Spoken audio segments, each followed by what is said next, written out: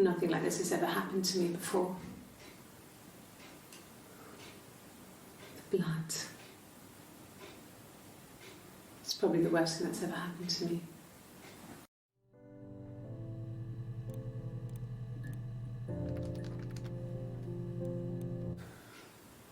Well, fine, considering.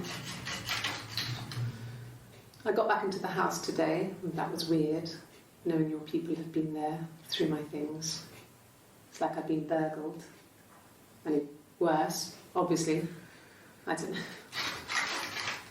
I haven't looked in the cellar yet. They sent a cleaner in. As good as new, he said. But they had to throw some stuff out. Couldn't get the blood out. And I'm still waiting to hear from the coroner so we can get a date set for the funeral. It's going to be a cremation. So,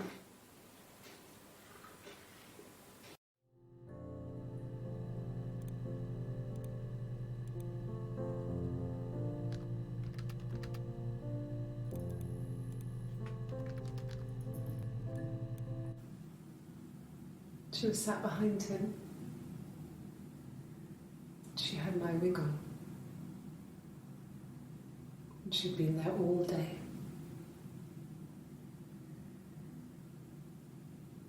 And she had blood on her.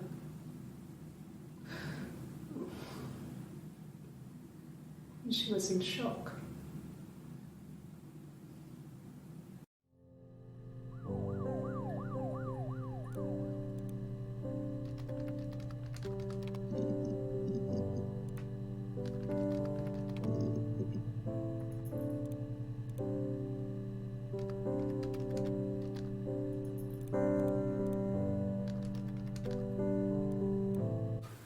When will the police let me back in the house?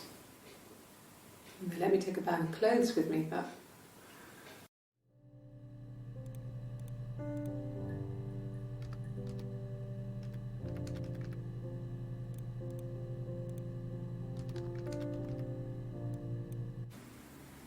Yeah. 1984 was an awful year in the end. We were living at Doug and Eleanor's. I lost the baby at the end of spring and my parents died in the summer. It was a hot summer, a heat wave. So when they discovered the bodies, it was just awful. Because of the circumstances, them dying together like that, they brought in a lot of police. A forensic entomologist. I had to look that up. It was because of the heat. It's just awful.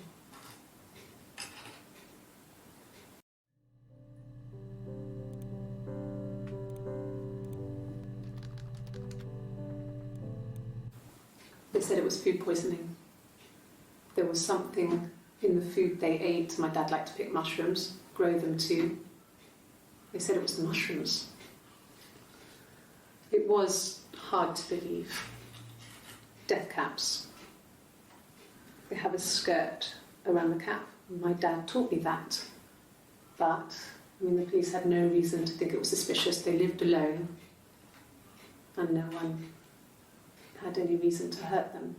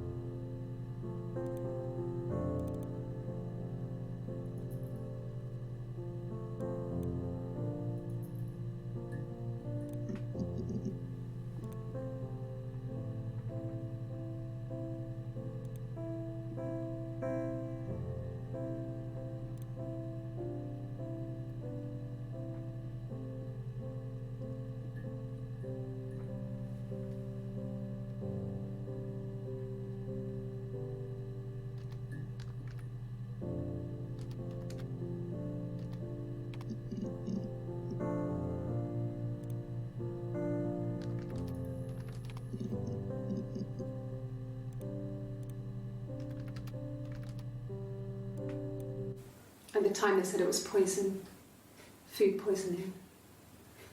I mean, I felt so guilty. If I'd still been at home, maybe I could have done something. I don't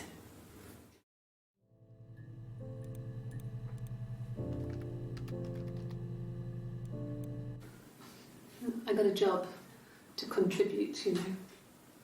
Doug knew someone and I got a job as a dinner lady at the primary school. They said it didn't matter if I could cook or not, just don't poison the kids. So you see, it's always been complicated between me and Simon. It's never just been the two of us, there's always been pressure.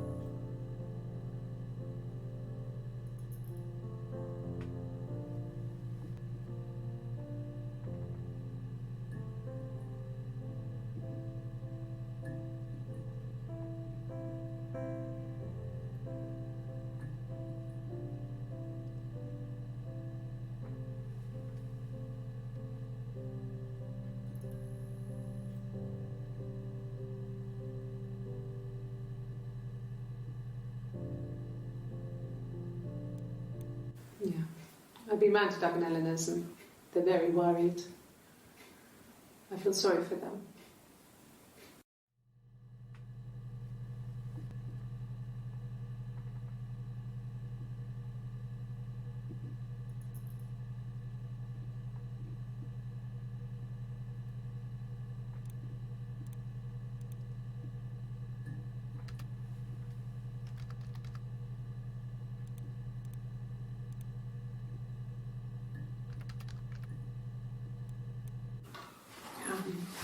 I hoover, I dust every week, maybe less. I once asked Eleanor how often I should dust, and she said, if people ask, tell them you do it once a week, but every few weeks is okay. I think she was just trying to make me feel better. I mean, when I was there, she was hoovering every day, ran an ordered house. You know how that generation is, putting on a brave front. She has secret stashes of cigarettes. Doug doesn't even know she smokes. When I was there, I saw her. She has these sort of porcelain vases, ornamental, next to the Reader's Digest books. Cigarettes inside. And she still has them. I mean, last time I was there, I looked in a vase. There was a fresh pack. I mean, all those years of marriage, and she still has a secret like that.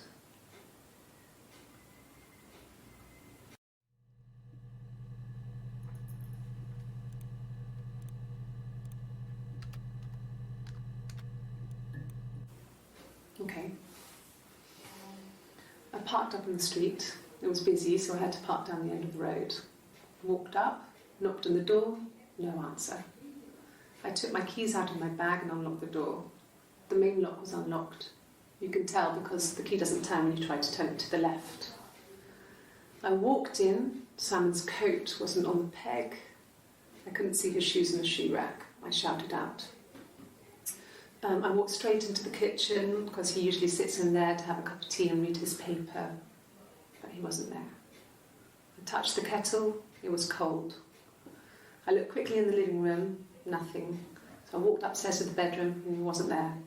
I didn't search for him because it was pretty clear he wasn't there. I had a shower. The phone rang whilst I was in the shower. I didn't answer it. I think it was Eric. Then I was just exhausted. So I lay down on the bed and I fell asleep, though I didn't mean to. I woke up a couple of hours later and I was surprised to see no one in the bed next to me. And then I remembered where I was and what had happened. That's when Eric called again. This time I spoke to him. Then I called Doug and Eleanor. And then I decided to come and see you. That enough?